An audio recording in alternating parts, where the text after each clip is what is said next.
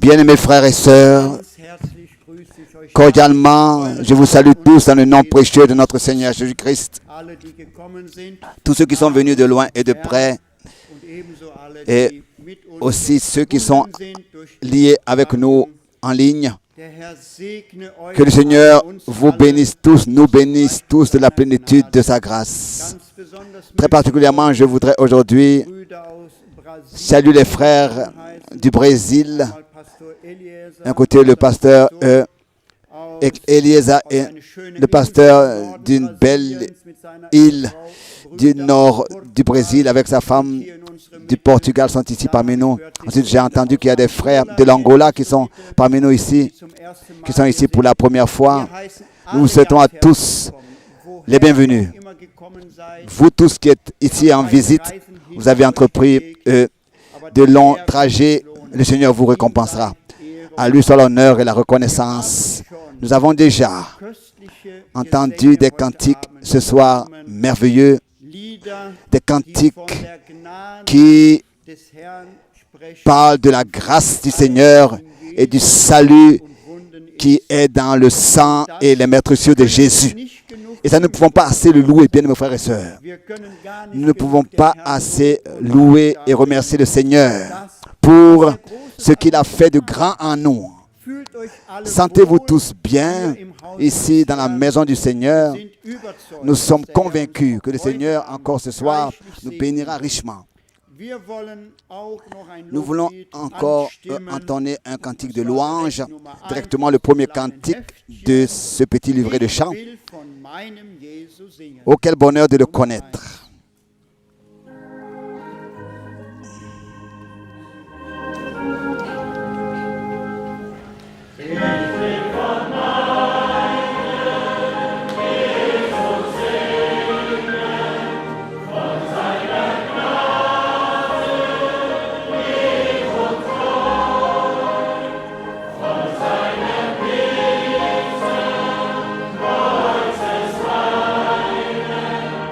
Von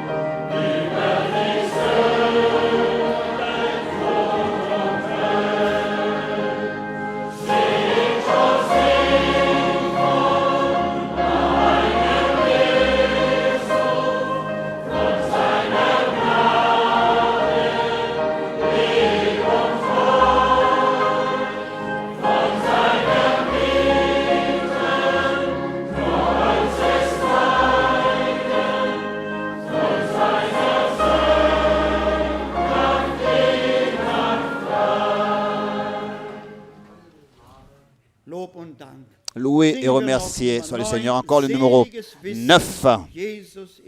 Le numéro 9.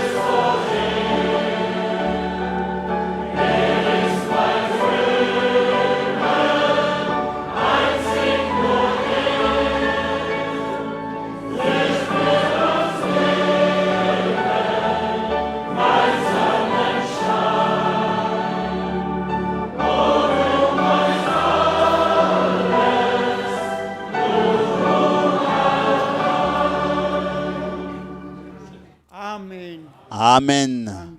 Merci. Oui, nous pouvons toujours de nouveau louer sa grâce, sa fidélité. Il est devenu tout pour nous. Il est notre vie, notre rayon de soleil, notre joie, notre lumière. Bien, mes frères et sœurs, si vraiment nous pensons sérieusement à cela, lui seul peut nous accorder la vraie paix, la vraie joie. Nous n'allons jamais la trouver dans ce monde, non plus auprès des hommes, mais auprès du Seigneur. C'est là qu'il y a le plein salut. Et nous croyons que encore ce soir, le Seigneur nous bénira richement et nous remplira du fleuve de sa grâce et de son amour. Nous voulons être dans la prière et suivre et être attentifs, ouvrir nos cœurs et être dans attente et recevoir la nourriture céleste, la manne céleste, et manger avec joie. Nous sommes rassemblés à la table du Seigneur, à son souper, et il veut nous bénir richement. Et encore ce soir, nous voulons lire une parole comme introduction. C'est le frère Borg Alfred va prier. Nous allons lire dans Colossiens le chapitre 1. Colossiens le chapitre 1, à partir du verset 21. Je demande qu'on puisse se lever tous pendant que nous lisons la parole. Colossiens chapitre 1, à partir du verset 21. Et vous, qui étiez autrefois étrangers et ennemis par vos pensées et vos mauvaises œuvres, il vous a maintenant réconciliés par sa mort dans le corps de sa chair, pour vous faire paraître devant lui saint, irréprochable, irrépréhensible et sans reproche. Si du moins vous demeurez fondés et inébranlable dans la foi, sans vous détourner de l'espérance de l'évangile que vous avez entendu, qui a été prêché à toute créature sous le ciel, et dont moi, Paul, j'ai été fait ministre. Jusqu'ici, cette précieuse parole de Dieu. Nous voulons ensemble prier. Faisons-le ensemble. Père Céleste, bien-aimé, nous te remercions pour ce soir, pour cette réunion. Nous te remercions pour ta présence. Nous te remercions pour la parole précieuse que nous avons ensemble lue. Seigneur, nous te demandons ensemble que tu puisses ce soir parmi nous agir dans nos cœurs et reçois ce qui te revient de plein droit parmi nous, toutes choses, et aussi tous ceux qui sont en ligne. Nous te demandons, accorde ta grâce pour parler de ta part et pour écouter ta parole, et aussi pour mettre en pratique ce que tu nous dis et croire. Nous te remercions de ce que tu es présent et que tu vois nos cœurs, l'état de nos cœurs et le désir profond qui nous a conduits ici ce soir. Seigneur, agis d'une manière puissante parmi nous, Seigneur. Et s'il y a des malades parmi nous, que tu puisses les guérir ce soir. S'il y en a qui sont liés, que tu puisses les délivrer. Seigneur, si des hommes sont parmi nous, qui sont encore perdus, que tu puisses les sauver ce soir. Nous te remercions, car toutes choses te sont possibles. Encore ce soir, nous regardons à toi et nous te demandons ensemble, fortifie notre frère dans son esprit, dans son âme, dans son corps, pour qu'il puisse prêcher ta parole d'une manière puissante et dire ce que tu veux qu'il dise. Nous te remercions pour tout ce soir, dans ton merveilleux nom de Jésus. Amen.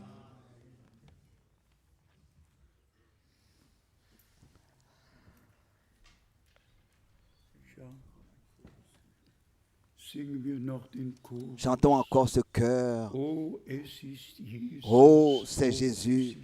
Oh, c'est Jésus.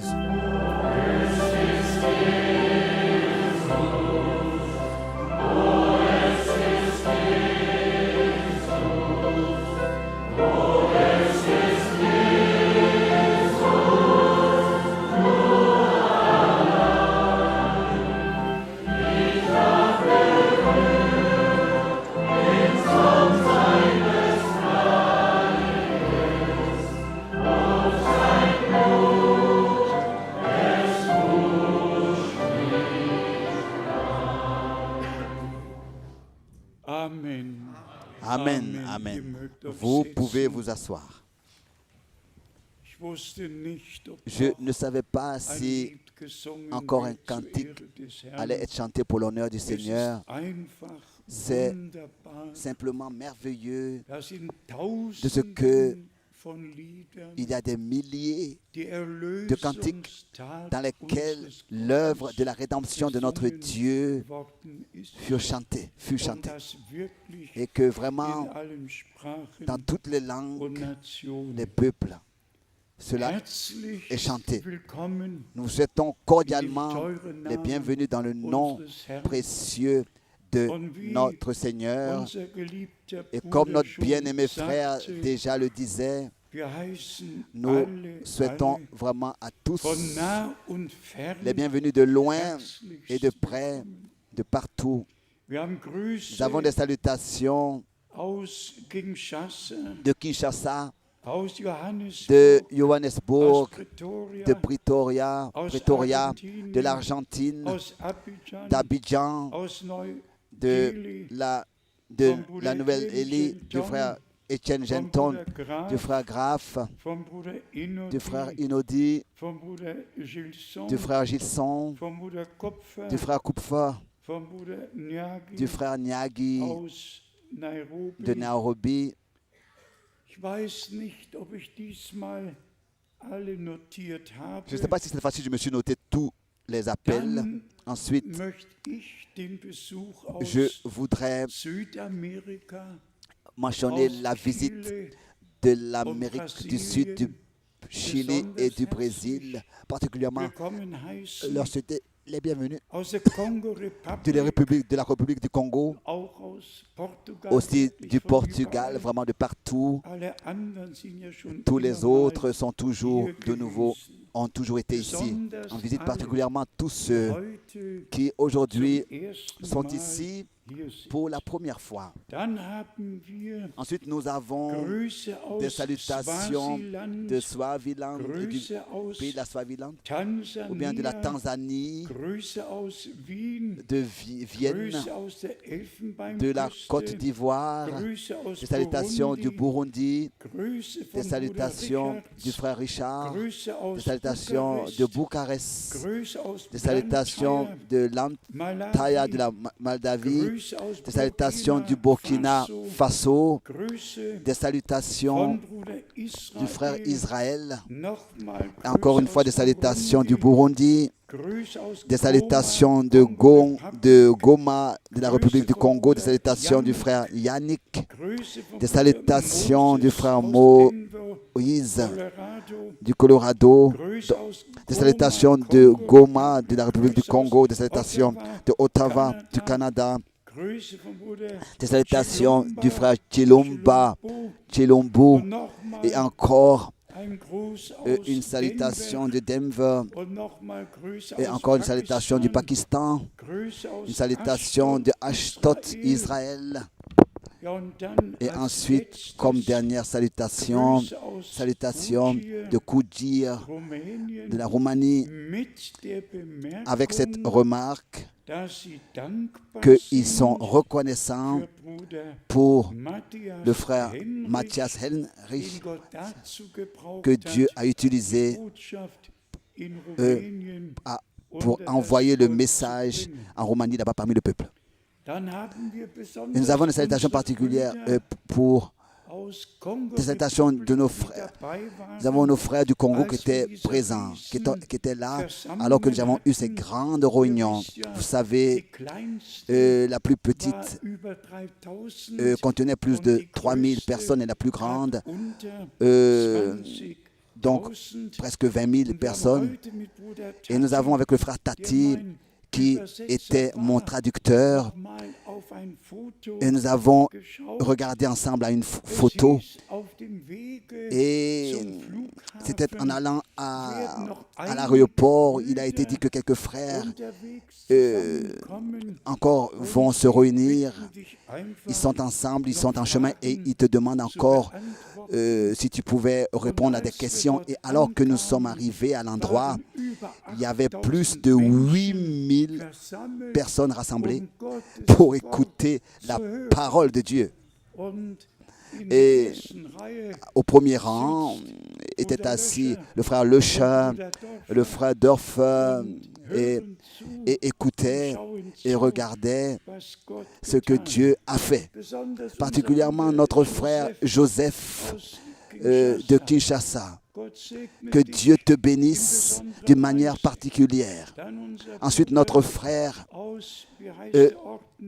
comment s'appelle l'endroit, pas loin de l'Angola, qui était tout à l'heure au bureau. Que Dieu te bénisse, que Dieu bénisse tous les frères. Vous ne pouvez pas vous imaginer tous les efforts que nos frères ont fait pour préparer toutes ces réunions et aussi pour être présent et pour voir ce que Dieu dans ce temps fait, pour expérimenter. J'ai encore deux choses. La première serait le dernier voyage m'a un peu pris les forces corporelles. Il y avait les différentes étapes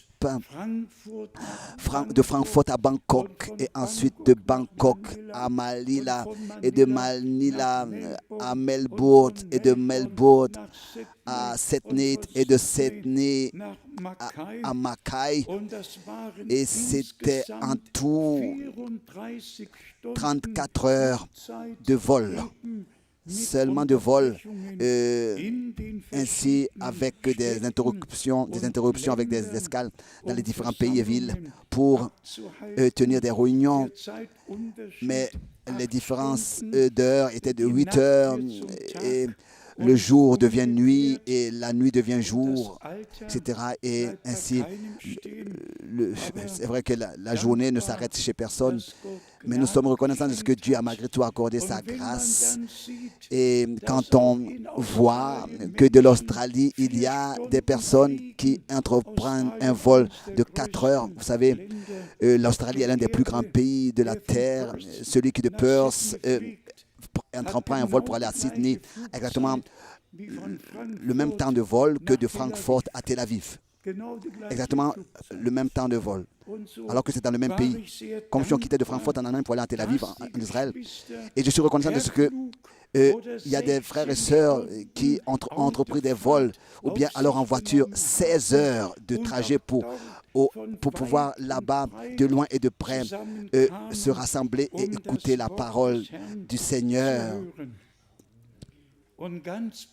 Et très particulièrement, alors que les frères à Sydney et aussi à Melbourne me disaient, frère Franck, nous t'accompagnons, n'est-ce pas?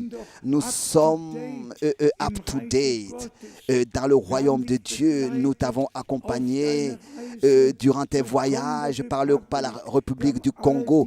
Nous avons vu toutes les réunions et nous avons pris part. C'est vraiment merveilleux de voir toutes les possibilités que nous pouvons avoir en ce moment pour que tous puissent écouter la parole de Dieu. Et cela seulement pour votre information. En ce moment, il y a des croyants dans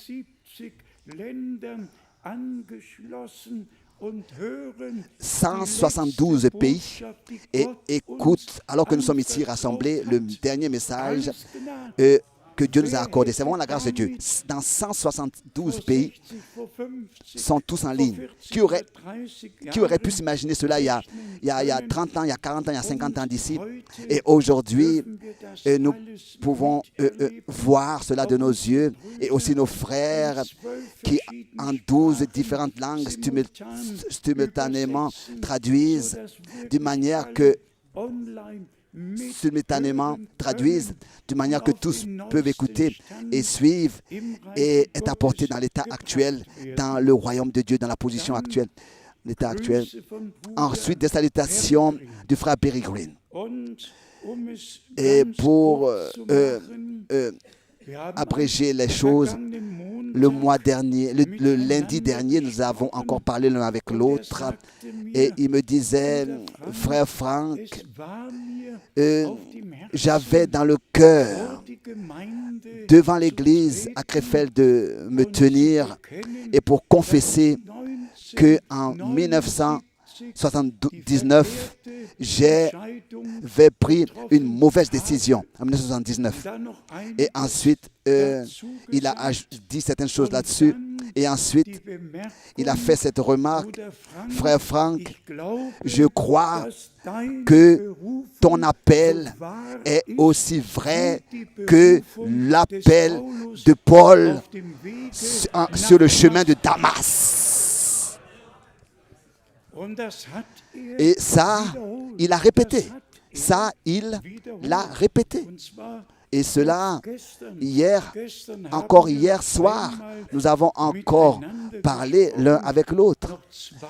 Encore 2 fois, la même chose. Il a répété.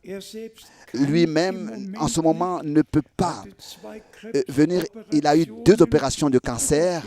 Il a été opéré. Il a eu une thérapie une chimiothérapie. Il a été opéré 2 fois d'un cancer. Mais il est lié avec nous. Il est lié avec nous. Encore la remarque. Le frère Green était l'homme qui, avec Billy Paul, Branham, était allé à la même école biblique séminaire. Et c'était ces hommes-là qui, déjà, durant des années, ont connu le ministère de frère Branham. Et ensuite, dans les années 60, particulièrement, ils ont fait en sorte que par téléphone, c'était justement ces frères qui ont fait en sorte que par téléphone, les prédications de frère Branham, là-bas en Amérique, de manière nationale, pouvaient être transmises en direct. Et c'est ainsi que le frère Branham s'est très réjoui de cette possibilité. Le frère Green était aussi cette personne qui était comme première personne, était allé à l'endroit de l'accident de frère Branham. C'est lui qui a apporté frère Branham à l'hôpital. C'est lui qui était présent, alors que l'infirmière lui a donné le résultat. Et vers 16h49, ça a été donc le dernier souffle de vie du révérend William Branham, vers 16h49, et il était aussi celui qui était, c'est lui aussi qui a dirigé, qui a conduit l'enterrement, les funérailles et qui a chanté avec les frères « Crois seulement, crois seulement ». Et c'était aussi lui qui, en 1966, m'avait invité à l'enterrement pour rendre témoignage de ce qu'il l'a expérimenté dans les réunions de frère Branham. C'est lui que nous avons invité, C'est lui que nous avons invité en 1966 pour rendre témoignage de ce qu'il a expérimenté dans les réunions de frère Branham. Et ça, nous l'avons fait ensemble dans beaucoup de pays, dans beaucoup de villes, jusqu'à que cette décision, qu'il a confessée, fut prise. Aussi cette décision dans laquelle d'autres sont tombés dans ce piège, donc en 1979. Mais auprès de Dieu, tout est possible. Celui qui n'a pas dépassé la barrière et qui n'a pas péché contre l'Esprit de Dieu, c'est encore la grâce. Il y a une personne, et ça je ne vais jamais l'oublier, c'était le couteau le plus terrible qui m'avait frappé en 79, alors que cette personne se tenait devant moi et disait « Ce n'est pas Dieu qui t'a appelé, c'est le diable. » Et je savais à ce moment-là que ce n'est pas dirigé contre moi, mais que c'est dirigé contre le Seigneur. Et personne d'autre le savait mieux que cette personne de l'appel, justement, de l'envoi, de ce que Dieu, autrefois, en 1900, jusqu'à 79, avait fait dans 85 pays, déjà à l'époque, avait fait dans 85 pays en 79. Mais auprès de Dieu, c'est encore la grâce. Il pardonne tout ce qui a été fait par ignorance. Par ignorance. Et aussi longtemps que c'est encore le temps de la grâce, aussi longtemps, tous peuvent encore revenir et croire et se préparer pour le retour du Seigneur. C'est encore le pardon. Il y a encore le pardon, il y a encore la grâce. C'est seulement quand le temps de la grâce passera que ce sera pour toujours trop tard. Donc, soyez reconnaissants à Dieu, car de prendre les bonnes décisions, d'avoir pris les bonnes décisions au bon moment. Soyez reconnaissants de ce que le Seigneur vous a ouvert l'intelligence pour les Écritures, la compréhension pour les Écritures. Imaginez-vous, ça pourrait être le plus grand homme de Dieu pourrait apparaître et servir. Si Dieu n'accorde pas sa grâce, les hommes ne pourront pas croire la prédication.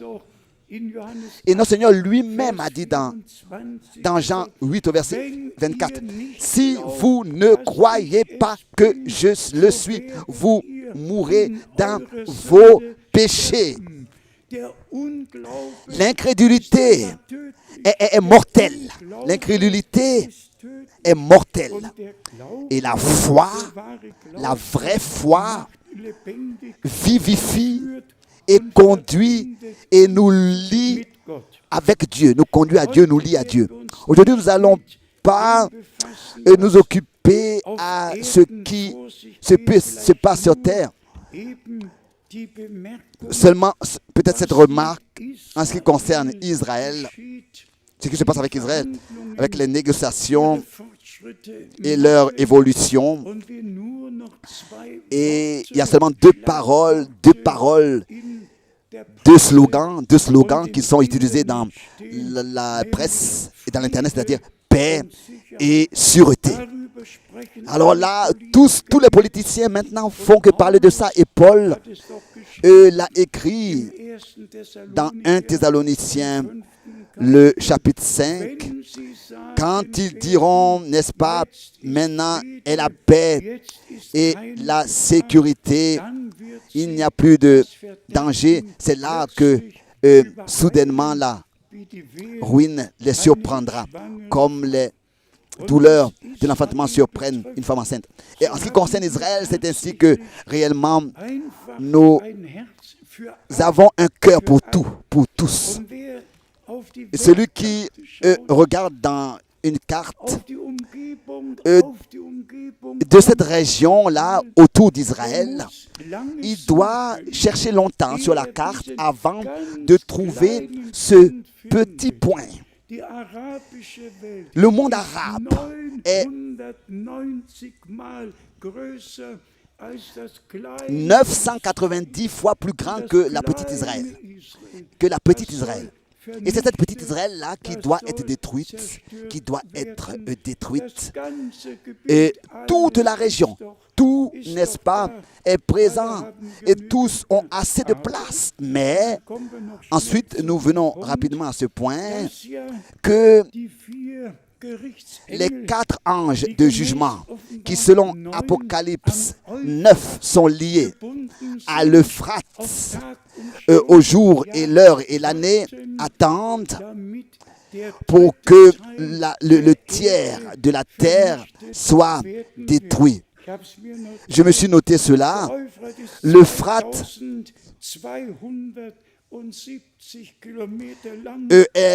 a une longueur de 2270 km. De la frontière de la Turquie jusqu'à le golfe du Perse. Et partout, il y a assez de surface. Mais justement, là où le berceau de l'humanité était, là où le paradis était et Bachra, là-bas, en bas de la carte, Bachra signifie en langue allemande, dans toutes les langues, paradis, Bachra. Là où l'humanité a commencé, c'est là aussi, c'est de ce point-là aussi qu'elle atteindra sa fin. Mais avant que cela arrive, le Seigneur, lui, enlèvera l'épouse, Église. Nous ne passerons pas par cette grande tribulation. Et bien aimés frères et sœurs, alors que nous étions justement en train de chanter ces cantiques divins, on pourrait presque dire, chanter ces cantiques divins, parlant de la grâce, chantant de la grâce et de l'amour de Dieu. Dites-moi, qu'est-ce que Dieu aurait pu faire plus que ça, que de nous offrir sa grâce et de nous prouver ainsi son amour et de venir lui-même à nous pour achever son œuvre de rédemption et verser son saint sang et accorder le pardon. Nous avons dans la parole que Paul a adressée à l'église aux Colossiens, nous l'avons déjà entendu. Ça, c'est le plein évangile. Ça, c'est le plein salut. Et dites-moi, qui peut oser rejeter l'offre de Dieu, le don de Dieu? Aujourd'hui, si vous entendez sa voix, n'endurcissez pas vos cœurs. Il ne s'agit pas seulement d'un message que Dieu, par sa grâce, nous a accordé. Il s'agit d'abord de ce que chacun individuellement soit sauvé. Et peut être sauvé seulement celui qui se reconnaît perdu et sait que je suis sans Dieu, sans espérance, né dans ce monde et je suis perdu. Exactement comme le malade a besoin du médecin, c'est ainsi que nous avons besoin en tant que perdus du Sauveur. Et heureux tous les hommes qui viennent au Seigneur et trouvent en lui sa grâce, auprès de lui la grâce. Jusqu'aujourd'hui, il n'a jamais rejeté quelqu'un qui est venu à lui. Jusqu'aujourd'hui, il a toujours étendu ses bras, ouvert grand ses bras et a dit: venez à moi vous tous qui êtes fatigués et chargés, je vous donnerai du repos. Je vous donnerai du repos pour vos âmes. Aujourd'hui, nous allons voir le souper du Seigneur et pour de l'Ancien Testament éclaircir ce sujet et montrer la signification de ces choses. Vous savez, l'homme est créé à l'image de Dieu, est fait pour vivre en communion avec Dieu, en contact avec Dieu, devrait vivre éternellement. Et ensuite vint l'épreuve, vint l'incrédulité, le doute. Ensuite vint la chute de l'homme. Et une fois pour toutes, l'humanité a été séparée de Dieu et livrée à la mort. Et il n'y a rien dans la vie qui est plus sûr que la mort. Et après la chute de l'homme,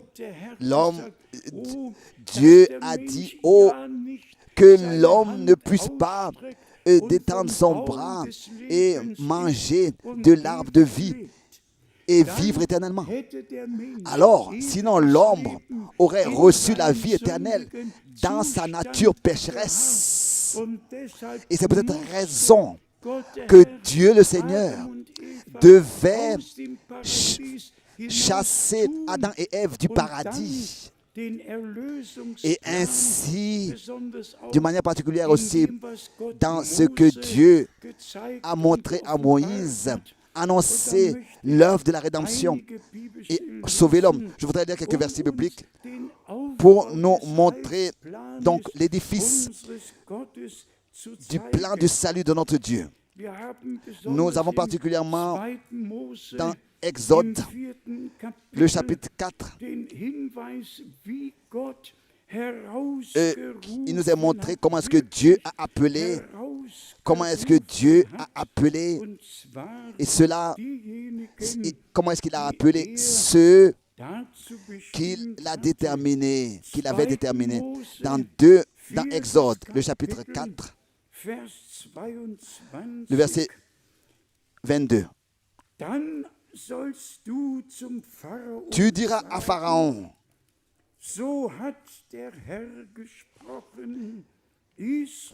ainsi parle l'Éternel Israël, est mon fils, mon premier-né.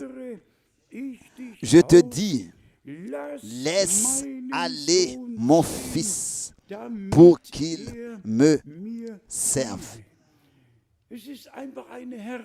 C'est un exode qui a eu lieu parce que Dieu, par Abraham, avait béni son peuple. Dans Exode, le chapitre 6, Dieu le Seigneur révèle son nom de rédemption dans l'Ancien Testament. En hébreu, il est écrit ici 4 mots. Y-H-W-A. Et c'est de ce nom que le nom Yahvé a existé. Le Seigneur en tant que sauveur. Ici, il est écrit dans Exode, le chapitre 6, à partir du verset 2, Dieu parla encore à Moïse et lui dit, je suis le Seigneur, je suis l'Éternel. Ici, pour la première fois, apparaît le nom de l'alliance du Seigneur, Yahvé. Ensuite, au verset 3, je suis apparu à Abraham, à Isaac et à Jacob comme le Dieu Tout-Puissant. Mais je n'ai pas été connu sous mon nom, l'Éternel. Sous mon nom, Dieu l'Éternel. Dans le temps de l'Exode, Dieu a révélé à son peuple de l'Alliance son nom de l'Alliance. Ensuite vint l'Exode. Laisse sortir mon peuple. Laisse sortir mon peuple. Mais l'Exode a eu seulement lieu alors que l'agneau fut immolé. Et chaque famille devait manger l'agneau immolé et appliquer le sang sur les linteaux des portes. Et ainsi l'Éternel Dieu a dit, quand je verrai le sang, je passerai en vous épargnant. Dans Exode chapitre 12, verset 1 jusqu'au verset 13, tout est décrit. Et ici, au verset 13, nous lisons, donc il dit dans Exode chapitre 12, verset 13. Exode chapitre 12, verset 13. Le sang vous servira de signe sur les maisons où vous serez. Je verrai le sang et je passerai par-dessus vous. Et il n'y aura point de plaie qui vous détruise, car je frapperai le pays d'Égypte. Et maintenant la grande question. Aucune religion, mais un sacrifice. Un sacrifice, pas quelque chose de quelconque, mais du sang, était exigé. Et combien de fois nous avons eu à le dire ici, parce que justement le péché original avait été commis dans un corps de chair et de sang. C'est pour cette raison que le Seigneur, déjà dans l'Ancien Testament, devait ordonner à son peuple d'immoler des agneaux. Et déjà ici dans Exode, le sang devait être appliqué sur les linteaux des portes jusqu'à que Jean-Baptiste dans le Nouveau Testament puisse dire, voici l'agneau de Dieu qui enlève les péchés, ou bien le péché du monde, ou bien qui porte. Déjà dans tout l'Ancien Testament, l'histoire du salut du Nouveau Testament avait été annoncée, oui, en image annoncée. Ensuite, nous voyons ici dans Lévitique, le chapitre 16, dans Lévitique, le chapitre 16, cette introduction merveilleuse, Lévitique, chapitre 16, Cette introduction merveilleuse dans la signification de ce qui s'est passé dans le jour de la réconciliation avec notre Dieu. Comment est-ce que l'agneau fut immolé ici, ou bien alors sacrifié dans Lévitique chapitre 16, à partir, je lis d'abord à partir du verset 2 d'abord. L'Éternel dit à Moïse, parle à ton frère Aaron, afin qu'il n'entre pas en tout temps dans le sanctuaire, au-dedans du voile, devant le propitiatoire qui est sur l'arche, de peur qu'il ne meure. Car j'apparaîtrai dans la nuée sur le propitiatoire. Ce propitiatoire était sur l'arche de l'Alliance. Et aujourd'hui, avec exprès, j'ai amené ça avec moi. C'est ainsi, donc la photo de l'arche. Voilà comment était l'arche. Voilà comment était l'arche de l'Alliance. Dans l'arche était ce que Dieu avait dit à Moïse. Et sur ce propitiatoire couvert d'or, le sang devait être apporté sur le propitiatoire, pour que tous ceux qui avaient été condamnés par ce qui avait été écrit dans l'Alliance soient rendus libres, déclarés libres par le sang apporté sur le propitiatoire. On doit aussi dans l'Ancien Testament lire, quand par exemple dans Hébreux, dans le chapitre 9, nous lisons que notre Seigneur est entré derrière le rideau et qu'il a apporté là son propre sang. Dans Hébreux, le chapitre 9, là on pourrait directement à partir du verset 3 lire Hébreux chapitre 9 à partir du verset 3. Ici il est écrit Hébreux chapitre 9, verset 3.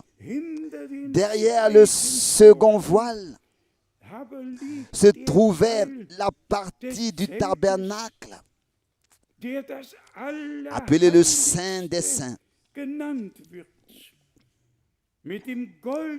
renfermant l'autel d'or pour les parfums et l'arche de l'Alliance.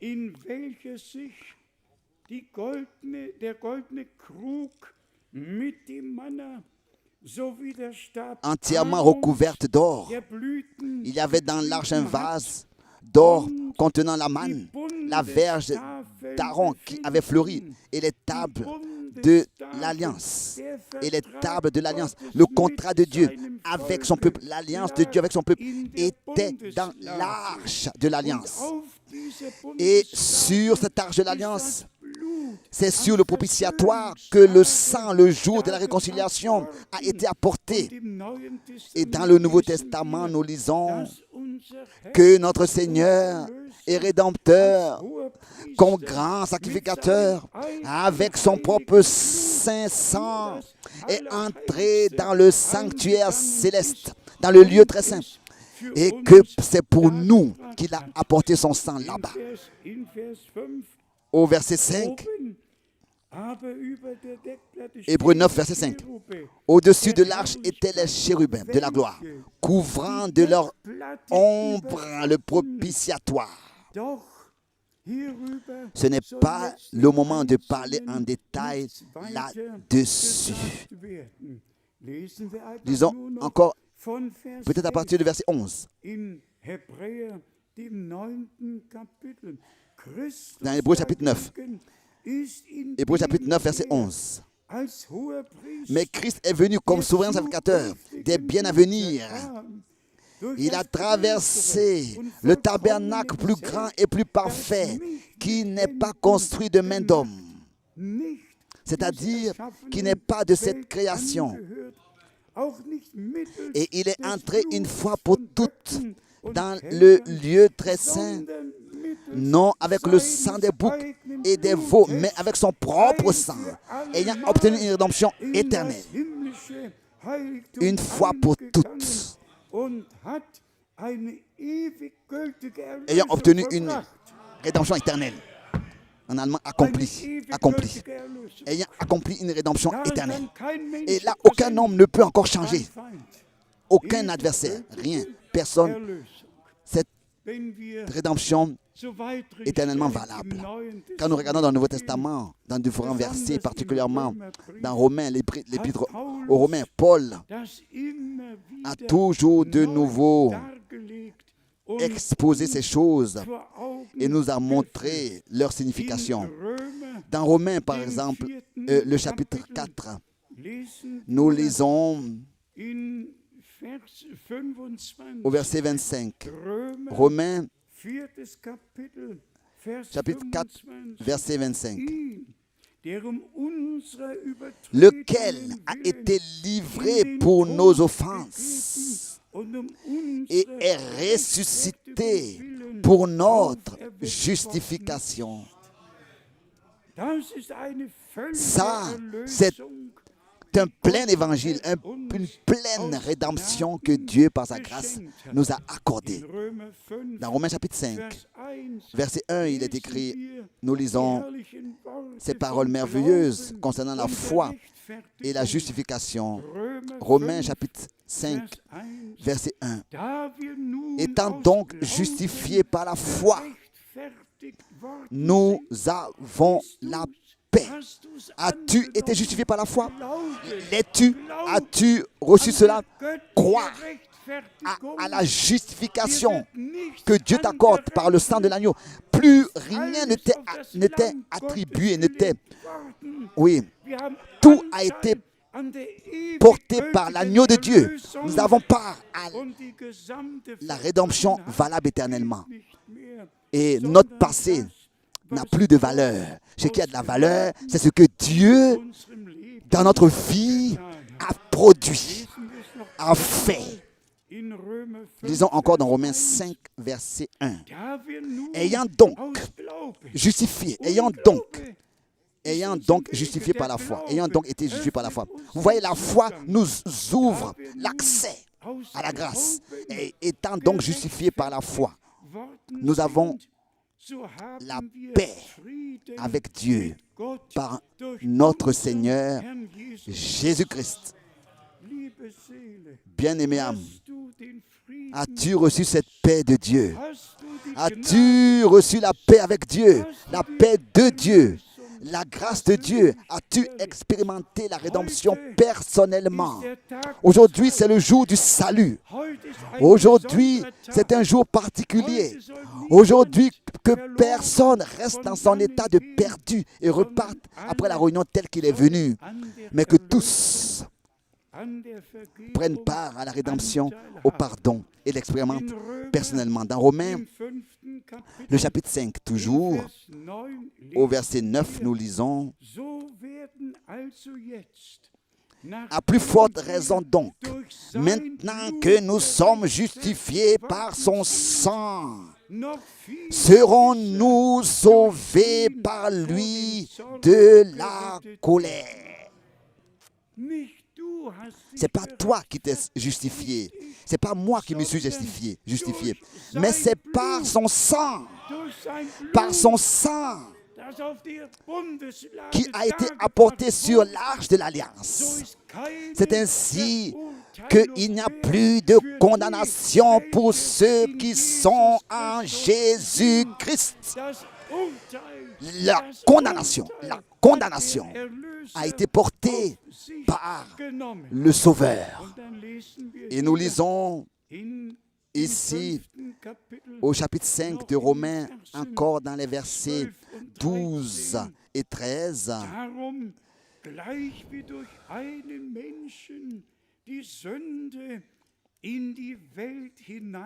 C'est pourquoi, comme par un seul homme, le péché est entré dans le monde, et par le péché, la mort, et qu'ainsi la mort s'est étendue sur tous les hommes, parce que tous ont péché. parce que tous sont péchés. C'est ainsi.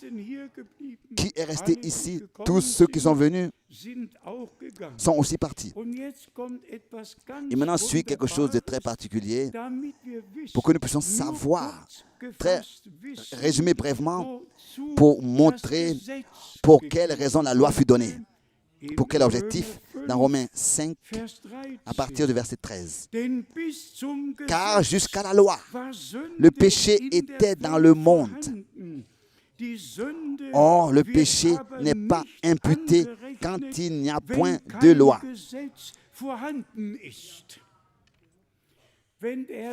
Si le Seigneur n'avait pas dit, tu ne dois pas voler, tu ne dois pas mentir, tu ne dois pas calomnier, commettre adultère, convoiter, alors aucun homme ne le saurait. Mais Dieu l'a dit.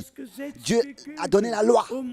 C'est pour nous convaincre du péché et nous conduire à la repentance pour que sa grâce puisse nous être accordée. Et c'est ça, c'est l'objectif et la signification. Et sa rédemption est simplement merveilleuse. Encore le verset 18 et 19.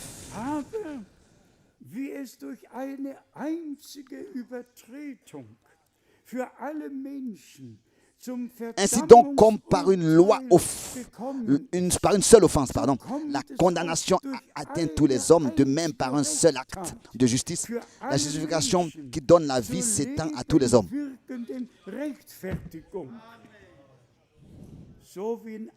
Car comme par la désobéissance d'un seul homme, beaucoup ont été rendus pécheurs, de même par l'obéissance d'un seul, beaucoup seront rendus justes. Ensuite au verset 19. Car comme par la désobéissance d'un seul homme, beaucoup ont été rendus pécheurs, de même par l'obéissance d'un seul. Écoutez bien maintenant. Par l'obéissance d'un seul, beaucoup seront rendus justes. L'obéissance jusqu'à la mort de la croix. Qu'est-ce que Dieu de nous exige, demande? Simplement une consécration entière, aucune résistance dans notre cœur en face de sa volonté, mais la foi et la confiance et l'obéissance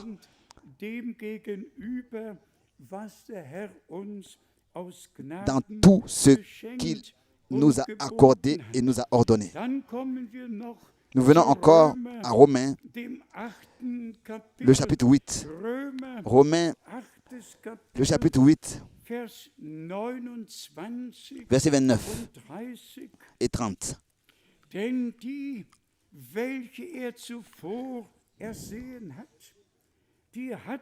Verset 29. Car ceux qu'il a connus d'avance, il les a aussi prédestinés à être semblables à l'image de son Fils, afin que son Fils fût le premier-né entre plusieurs frères.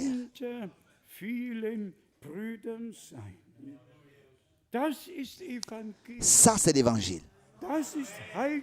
Ça, c'est le message du salut que nous prêchons. L'obéissance jusqu'à la mort de la croix. Le sacrifice qui inclut tout a été apporté. Personne n'a besoin de rester dans un état de perdu. Tous peuvent être sauvés. Tous. Et ensuite, l'achèvement de l'œuvre de la rédemption au verset 30, dans Romains, chapitre 8.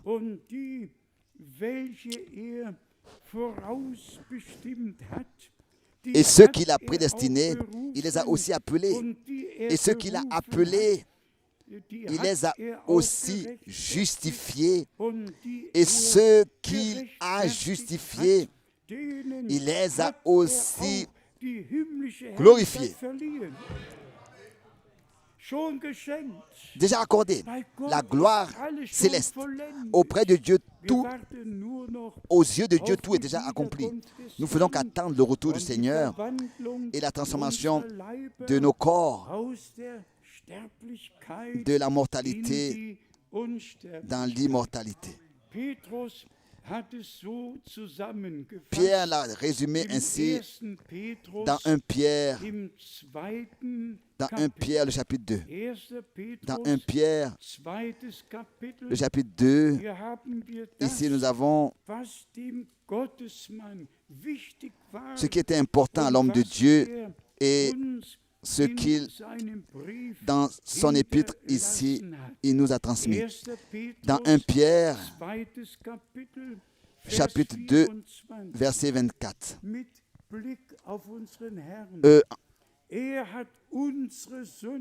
On regarde à notre Seigneur, lui qui a porté lui-même nos péchés en son corps sur le bois, afin que, morts au péché, nous vivions pour la justice. Lui, par les meurtrissures duquel vous avez été guéris. Alléluia. Ça, c'est l'évangile. Ça, c'est le plein évangile. C'est accompli. Et c'est peut-être raison que vous pouvez me comprendre quand nous portons aux hommes ce message précieux. Alors nous voulons que cela soit, nous voulons que cela soit reçu.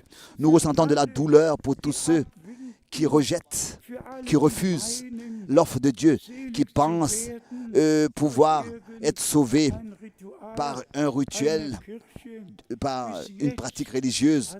Jusqu'à maintenant, aucune église n'a pu sauver quelqu'un. Dieu le Seigneur lui-même sauve par la foi en Jésus-Christ notre Seigneur. Tout le reste, c'est qu'un obstacle pour Dieu et nous n'en avons pas besoin. Encore cette parole merveilleuse dans l'Ancien Testament, dans le prophète Michée, le Seigneur déjà a laissé dire comment est-ce qu'il se comportera en face du péché et ce qui va arriver quand les choses seront ainsi et comment est-ce que ensuite cela va se passer. Dans Michée, le chapitre 7, les derniers 3 versets. Michée, chapitre 7, les derniers 3 versets. Quel Dieu est semblable à toi, qui pardonne l'iniquité, qui oublie les péchés du reste de ton héritage, de ton peuple, de ton héritage. Il ne garde pas sa colère à toujours, car il prend plaisir à la miséricorde. Déjà dans l'Ancien Testament, il ne garde pas sa colère à toujours, mais il prend plaisir à la miséricorde. Maintenant suit la chose merveilleuse. Il aura encore compassion de nous. Il mettra sous ses pieds nos iniquités. Tu jetteras au fond de la mer tous leurs péchés, au fond de la mer. Au fond de la mer, tous leurs péchés. Et il y a quelqu'un qui disait, directement au-dessus de l'océan, il y a un titre. Ici, il est interdit de pécher. Ici, il est interdit de pécher. Dans l'océan de l'oubli jusqu'au plus profond. Il est interdit de pécher ici. Aucun homme n'a besoin de s'efforcer à aller chercher du poisson, à aller trouver quelque chose. Il n'y a plus rien à trouver. Ça a coulé une fois pour toutes, jusqu'au fond de la mer. Ça, c'est l'évangile. Déjà dans l'Ancien Testament. Et c'est ainsi que nous voyons, encore au verset 20, tu témoigneras de la fidélité à Jacob, de la bonté à Abraham, comme tu l'as juré à nos pères au jour d'autrefois.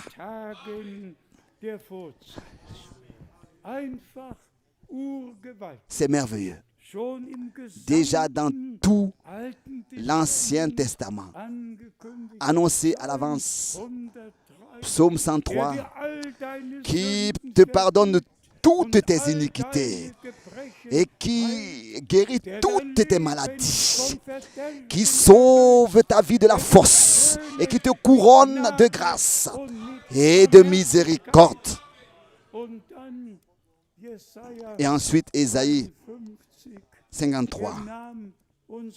Il prit nos fautes sur lui, nos transgressions, nos maladies, nos douleurs. Il a tout porté. Et ensuite, par ses meurtrissures, nous avons été guéris. Tout l'Ancien Testament a rendu témoignage de ce que Dieu, dans son plan du salut, a conçu, a décidé. C'est ainsi que nous voyons notre Seigneur et Rédempteur dans son humanité. Dans son humanité. Il est devenu homme. Il est resté Seigneur, le grand je suis. Mais à cause de nous, il devait devenir semblable à nous dans un corps de chair, trouvé comme un homme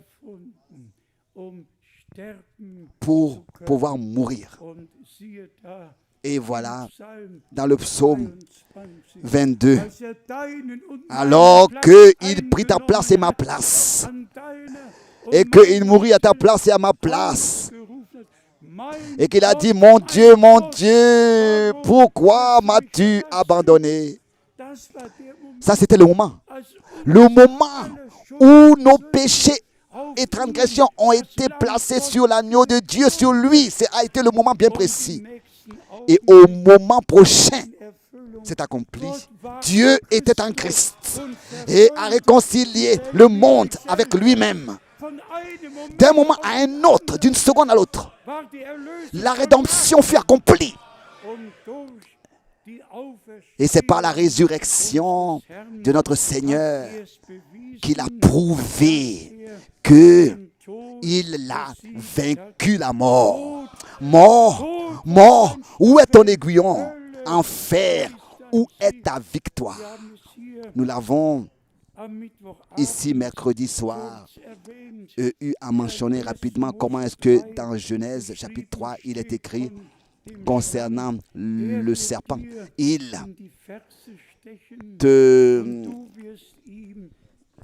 te blessera le talon, mais tu lui briseras la tête. Pas blessera les reins ou bien la hanche. Mais vous savez ce que c'est que le talon, le talon. Vous savez ce que c'est que le talon? Quand tu fais un pas, alors le pied se lève. Alors là, l'aiguillon vient sur le talon. Et c'était bien ainsi. Parce que quand l'aiguillon vint, notre Seigneur a pu briser en même temps avec son talon et briser la tête du diable. Et il a ainsi, par sa grâce, accordé pour nous la victoire. Enfin, où est ta victoire? Mort, où est ton aiguillon? Loué et exalté soit notre Seigneur et Dieu. Oh, chaque parole de Dieu a sa place. Et nous pouvons donner l'honneur à notre Dieu aussi de ce que maintenant, pour notre temps, nous avons reconnu le dessein du salut de notre Dieu dans notre époque et pas comme ça dans notre propre justice, avec orgueil, passer sans en prendre part. Tous ceux qui ont vraiment trouvé grâce devant Dieu reconnaîtront ce qu'il fait maintenant dans notre temps. Cela selon les Écritures, par la grâce de Dieu. Nous ne pouvons pas entrer dans les détails de ce sujet, mais nous nous réjouissons au sujet de l'œuvre accomplie de la rédemption, de ce que nous sommes devenus par la grâce de Dieu, enfants de Dieu, et que nous avons vraiment, nous nous sommes complètement dépouillés de la désobéissance, comme Paul pouvait dire, comme Pierre pouvait dire, de marcher comme en tant que des enfants de Dieu, obéissants. 1 Pierre chapitre 1, versets 13 et 14. Aussi, au milieu de l'épreuve et de ce monde perverti, le Seigneur est avec nous et par sa grâce, il nous portera par les épreuves. Aujourd'hui, nous avons le souper du Seigneur comme rappel à l'œuvre accomplie de la rédemption. Et tous les 4 exposés de l'Évangile témoignent ou bien alors exposent cela, que ce soit Matthieu 26, que ce soit Marc 14, que ce soit Luc 22, tous les évangiles rendent témoignage de ça, que ce soit Jean 13, tous les évangiles rendent témoignage, exposent ce qui s'est passé autrefois concernant la trahison, la couronne d'épines, Gethsémani, sur le chemin de Gethsémani à Golgotha. Et notre Seigneur a entrepris le chemin le plus difficile qu'un homme aurait pu entreprendre. Et réellement, il a tout supporté par la grâce de Dieu pour nous accorder la pleine rédemption. Et il nous l'a accordé. Lisons 2-3 versets justement dans les évangiles. Matthieu chapitre 26. Ici, il est écrit, Matthieu chapitre 26, versets 28 et 29. Car ceci est mon sang, le sang de l'alliance. Dites Amen. Le sang de l'alliance, de la nouvelle alliance, qui est répandu pour plusieurs, pour la rémission des péchés. Pas le sang, c'est pas le vin qui a été versé, mais l'agneau de Dieu a versé son précieux sang saint pour le pardon de nos péchés. Le sang de la nouvelle alliance. Pas comme dans Exode chapitre 12 ou bien Exode chapitre 24, qu'un agneau fut pris. Mais ici, c'est l'agneau de Dieu. Voici l'agneau de Dieu. C'est ainsi que le précurseur de la première venue du Christ a dit, voici l'agneau de Dieu qui enlève le péché du monde. Et ici, notre Seigneur et Rédempteur, avant d'entrer avec son propre sang dans le sanctuaire céleste, il l'a dit, car ceci est mon sang, le sang de l'alliance qui est répandu pour plusieurs, pour la rémission des péchés. Acceptez cela. Acceptez cela. Cela a eu lieu pour toi. Cela s'est accompli pour moi. Cela s'est accompli pour nous tous. Mais il faut que cela soit accepté, reçu. Dans Marc, le chapitre 14, nous lisons dans Marc, chapitre 14, verset 24. Marc 14, verset 24, oui, on pourrait lire à partir du verset 22.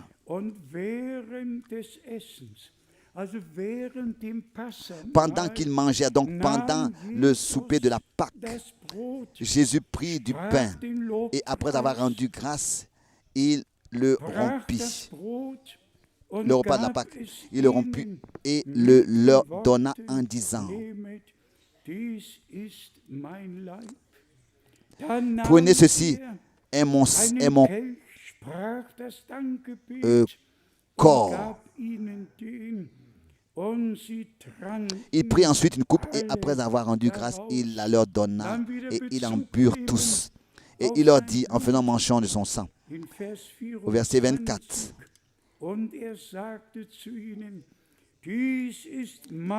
Ceci est mon sang, le sang de l'alliance, qui est répandu pour beaucoup, pour plusieurs. C'est en relation avec la coupe, il dit au verset 25, je vous le dis, en vérité, je ne boirai plus jamais du fruit de la vigne jusqu'au jour où je le boirai nouveau dans le royaume de Dieu. Nous sommes tous invités au souper du Seigneur et nous attendons que le Seigneur au festin, il veut dire au festin de noces de l'agneau, donc, et nous attendons à ce que le Seigneur vienne nous prendre pour fêter les noces avec lui. Ensuite, dans Luc 22, ici nous avons aussi ce que le Seigneur a dit dans Luc 22, verset 19. Verset 19.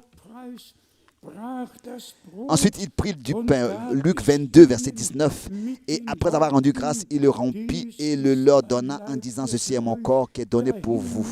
Faites ceci en mémoire de moi.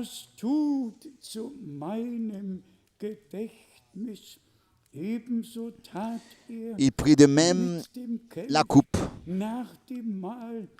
après le souper et la leur donna en disant: cette coupe est la nouvelle alliance en mon sang qui est répandue pour vous. Nous avons tous ces versets bibliques merveilleux que notre Seigneur, par sa grâce, a exprimé de sa propre bouche. Et par les Saintes Écritures, nous avons une vue d'ensemble sur l'orientation jusqu'à même l'évangile de Jean, le chapitre 13.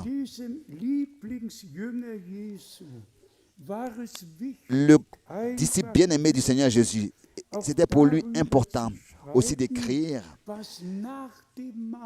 que après le souper, d'écrire ce qui s'est passé après le souper. Autrefois, ce qui s'est passé, notre Seigneur a lavé les pieds des disciples. Jean 13, verset 4. Se leva de table, ôta ses vêtements et prit un linge dont il se ceignit.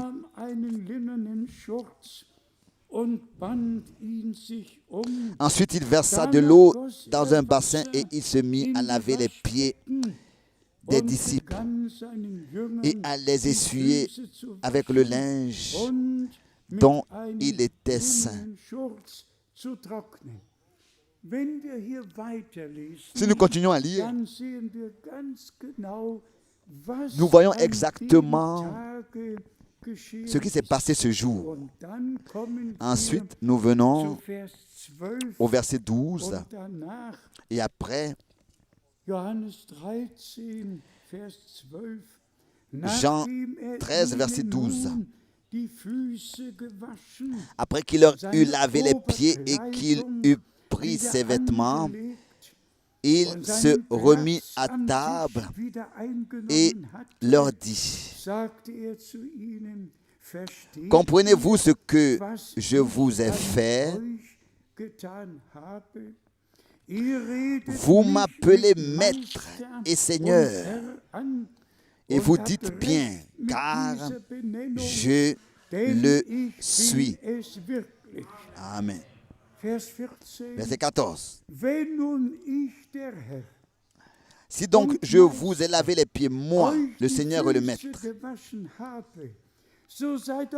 vous devez aussi vous laver les pieds les uns aux autres, car je vous ai donné un exemple, afin que vous fassiez comme je vous ai fait.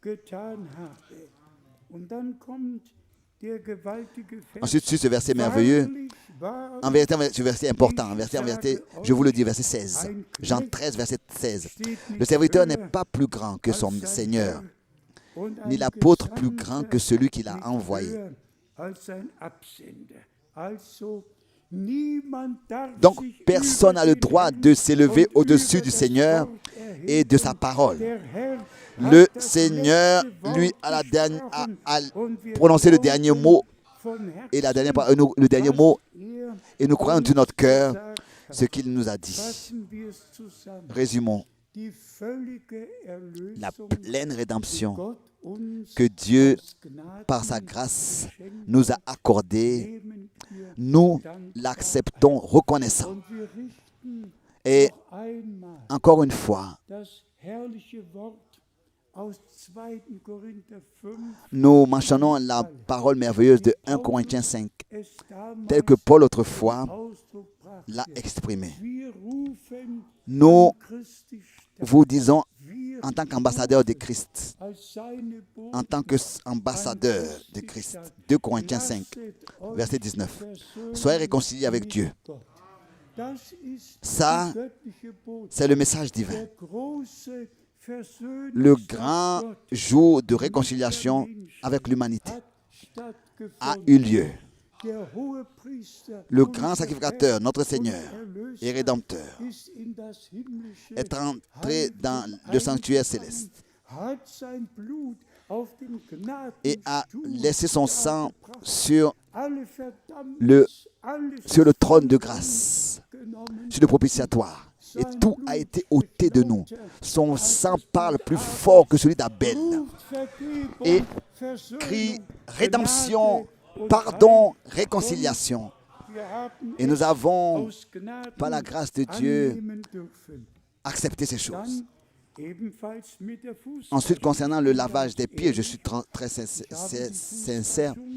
Le lavage des pieds, c'est seulement, je l'ai pratiqué seulement, et nous aussi en tant qu'Église, seulement après que dans l'église de Frère Branham, à Jeffersonville, j'étais, et que j'ai pu voir là-bas qu'après le souper, ils se sont lavés les pieds.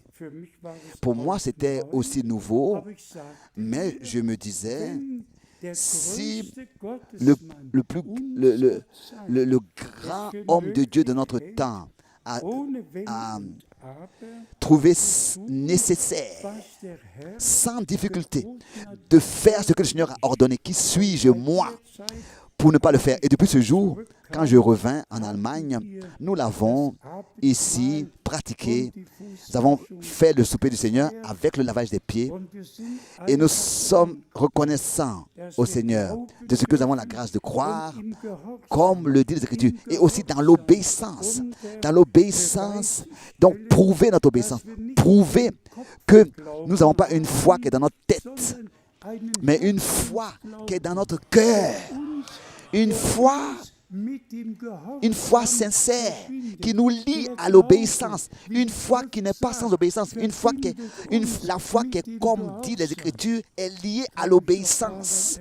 Je peux me rappeler, alors que un prédicateur pentecôtiste de l'Est de l'Europe, un missionnaire qui parlait couramment le russe, l'allemand et le polonais. Il s'est moqué de nous et il s'est dit quoi? Se laver les pieds. Oh, oh. Moi, je vous laisse plutôt laver mes souliers. Non, non, non, pas avec moi. Pas avec moi. Chaque parole de Dieu, on doit la respecter. Elle est sainte. Si ici il est dit pied, donc c'est pied. Tel qu'il est écrit ici, un serviteur n'est pas au-dessus de son Seigneur. Et même si le Seigneur lui-même est maître à laver les pieds de ses disciples, qu'est-ce que moi, en tant que serviteur, je dois faire alors? S'il vous plaît, je dois me soumettre à mon Seigneur et suivre l'exemple qu'il m'a donné dans sa parole. Ensuite, la question a été posée, qui a le droit de prendre part au souper du Seigneur? Ça, je le dis tel que je le vois. Il n'y a pas d'âge qui nous est donné dans la Bible.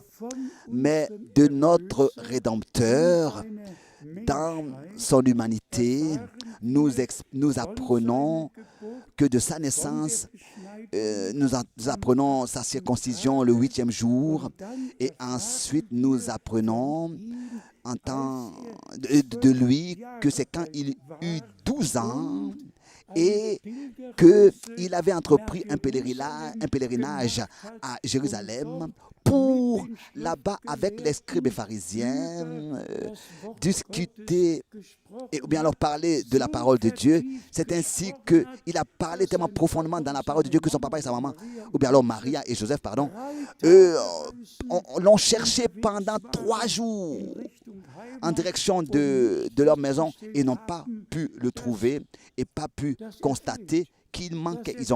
Pendant 3 jours, ils n'ont pas remarqué qu'il n'était même pas parmi les voyageurs, parmi les pèlerins. Mais c'est quand ils revinrent à Jérusalem qu'ils l'ont trouvé là où il avait laissé, en entretien avec les scribes et pharisiens dans le temple. Et c'est de cela que je comprends que la mureté est dans la présence de Dieu avec l'âge de 12 ans peut commencer, est possible. Je n'ai pas encore d'autres versets bibliques.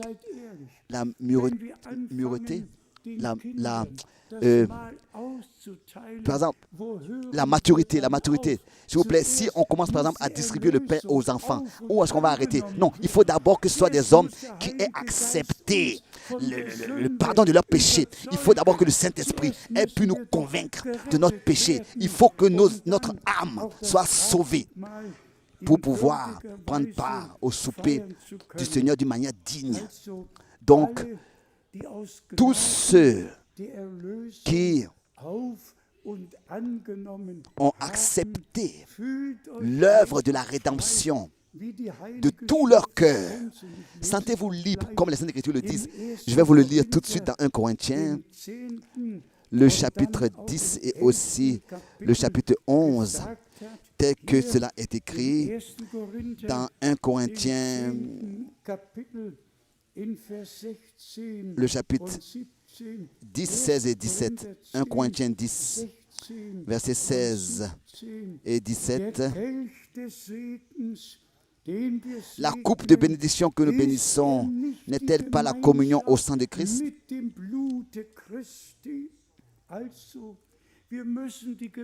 Nous devons alors, s'il vous plaît, avoir la communion, la réconciliation, le sang de Christ. Nous devons avoir la communion par le sang de Christ. Le sang, le pain que nous... Le pain que nous rompons n'est-il pas la communion au corps de Christ? Vous voyez, tout cela va ensemble. Et ensuite, au verset 17, puisqu'il y a un seul pain, nous qui sommes plusieurs, nous formons un seul corps, car nous participons tous à un même pain.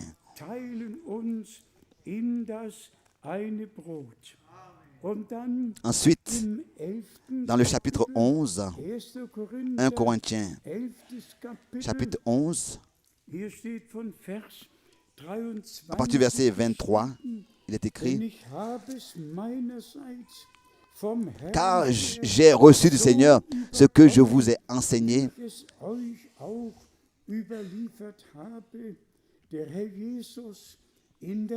c'est que le Seigneur Jésus, dans la nuit où il fut livré, prit du pain.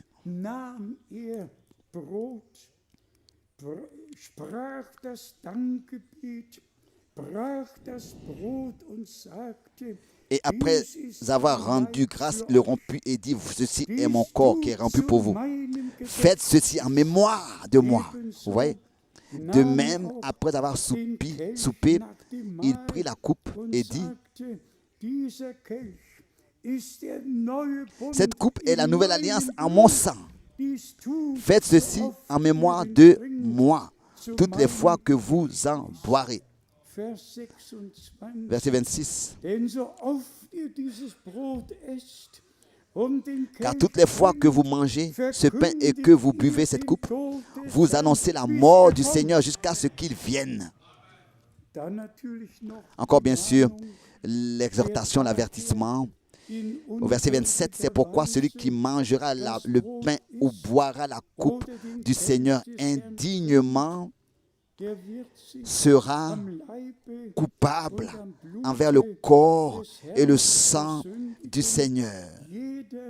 Que chacun donc s'éprouve lui-même et qu'ainsi il mange du pain et boive de la coupe. Donc, pas éprouver les autres, mais que chacun s'éprouve soi-même et qu'ainsi il mange. Personne qui vraiment a accepté la rédemption, qui vraiment est croyant bibliquement, et ça on le reconnaît en ce que, est-ce que Marc 16, verset 16, nous le croyons et dans l'obéissance nous l'accomplissons comme il est écrit. Celui qui croit et qui se laisse baptiser, c'est lui qui sera sauvé. Tout va ensemble. Et l'obéissance est la chose la plus importante chez les croyants. La désobéissance est comme le crime de l'idolâtrie. Et tout le monde religieux est lié, est entraîné dans la désobéissance. Les vrais rachetés ont été délivrés de la désobéissance, de l'incrédulité, de ce piège du diable, de toutes les traditions. Ils sont sortis et nous appartenons au Seigneur. Nous avons été délivrés, rachetés par le sang de l'agneau. Nous appartenons à Dieu. Nous sommes son trésor, comme nous l'avons entendu et comme nous l'avons lu. Encore une fois, quelque chose concernant tous ceux qui sont dans d'autres pays. Nous avons, en cet endroit, mis l'accent de dire, mis l'importance de dire que nous n'avons qu'une seule coupe. Et puisque notre réunion ici, notre salle est grande, vous voyez, il y a quatre segments. Il y a 4 segments. Donc, nous prenons quatre coupes. Chaque coupe pour chaque segment. Mais dans tout le monde anglophone, ils n'ont pas une coupe. Ils ont un plateau avec 36 petits verres. Et les petits verres là sont donc remplis donc à chaque fois. Plusieurs tablettes comme ça avec 36 petits verres là-dessus. Et ça, c'est absolument pas selon les Écritures. Pas selon les Écritures.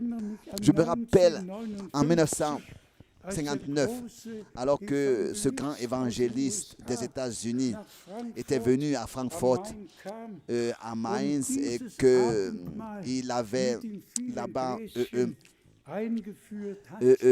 introduit le souper du Seigneur avec ses petits verres. J'étais déjà à l'époque l'unique qui n'a pas pris ce verre, je l'ai laissé passer. Et chacun devait prendre comme ça une petite miette de pain et puis prendre un petit verre dans ce plateau des 36 verres. Et ensuite, lui, du côté de devant, il devait donc donner l'ordre et dire, bon, maintenant, donc tout tous devaient prendre d'abord le verre et un petit brin de pain. Et ensuite, il donne l'ordre. Bon, maintenant, allez, 1, 2, 3. Vous pouvez maintenant boire et manger. Non, non, non, non, non. Nous revenons aux Écritures. Et bien, mes frères et sœurs, même si nous regardons la congrégation, ici une coupe pour chaque segment. Et les deux coupes qui sont distribuées à droite et à gauche, l'une va en haut sur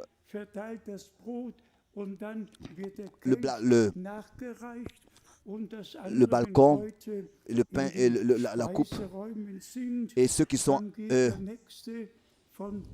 le prochain va distribuer. Et après le repas, tous les frères reviendront ici en haut et toutes les sœurs descendront. Et c'est ainsi que nous allons avoir le souper du Seigneur. J'espère que nous l'avons tous compris.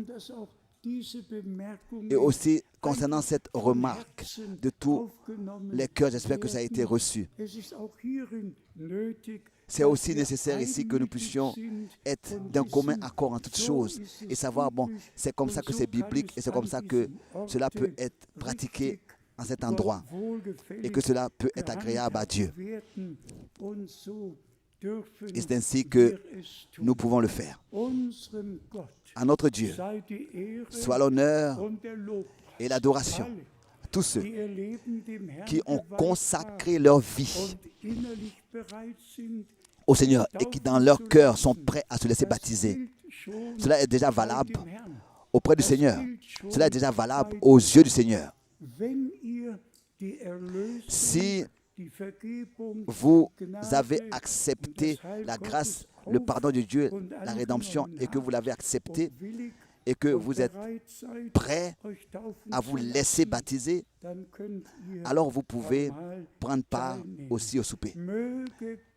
Que Dieu le Seigneur puisse, d'une manière particulière, bénir cette soirée. Et que vraiment personne qui est ici puisse, et tous ceux qui ont écouté l'histoire du salut, les significations en images de l'Ancien, du Nouveau Testament, le sang de l'agneau qui a été apporté déjà dans le sanctuaire céleste, sur le trône de la grâce. Et tous ceux qui ont écouté comment est-ce que le Seigneur a accompli une rédemption éternelle, acceptez cela de tout votre cœur, car cela a eu lieu pour vous, et remerciez le Seigneur de tout votre cœur pour cela. Alors ce jour sera l'un des plus grands dans votre vie que le Seigneur nous a accordé et a fait pour nous. Amen.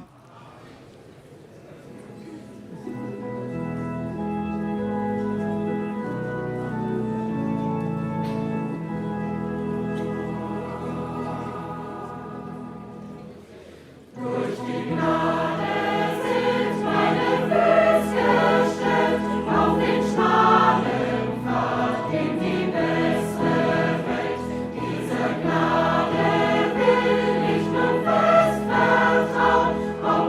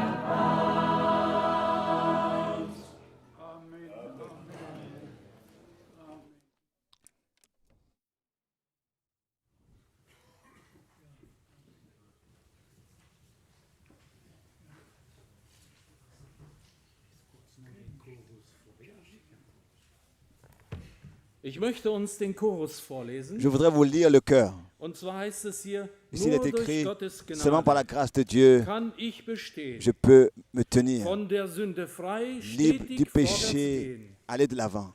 Nimmer zweifeln. Ne plus douter, Halt ich tapfer stand, je reste denn die Gnade courageux parce que la führt mich mit grâce hoher Hand.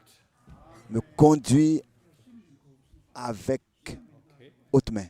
Gut, singen wir ihn. Chantons encore ce cœur. Durch Gottes Gnade kann ich bestehen, von der Sünde frei, stetig vorwärts gehen. In der Zweifel mehr halt ich tapfer stand, denn die Gnade führt mich mit hoher Hand. Nur durch Gottes Gnade kann ich bestehen, von der Sünde frei, stetig vorwärts gehen. In der Zweifel mehr halt ich tapfer stand, denn die Gnade führt mich mit hoher Hand.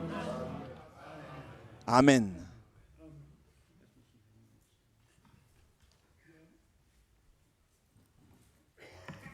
Lob und Dank sei dem Loué et Herrn. exalté soit le Seigneur. Ich meinerseits bin dem Moi, Herrn de mon dankbar côté, je suis reconnaissant au für die Seigneur Gnade pour la grâce. und wie der eine Liederdichter Et comme ce cantique le singt, dit, wir alle kennen nous le connaissons tous.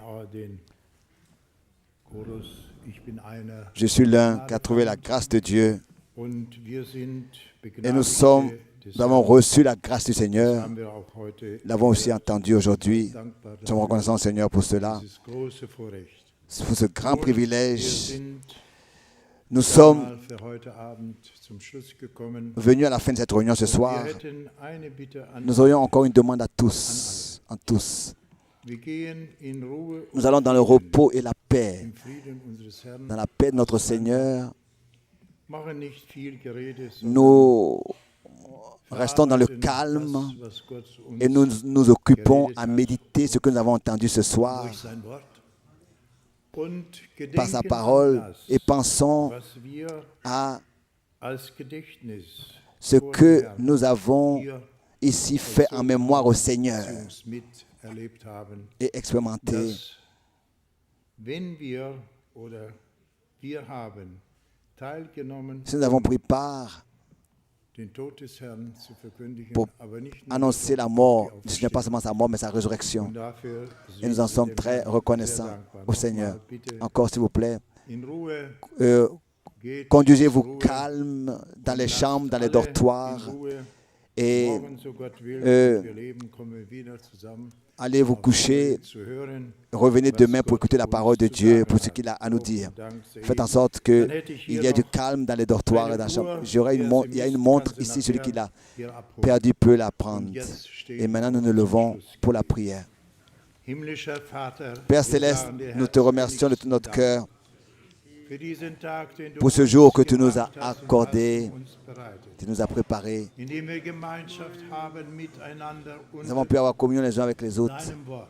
sous ta parole, Gemeinschaft, Herr, im Himmel, Communion an dem, was au du ciel, uns hinterlassen hast als avec ce que tu nous as Oh Gott, Dank sei dir, dass wir, o Herr, transmis an deinem Leib Anteil en mémoire à haben, toi. Nous avons la grâce de prendre an ce souper. dem, Nous was te du remercions vollbracht pour ce hast. que tu as Dank accompli. sei dir. Nous te disons merci.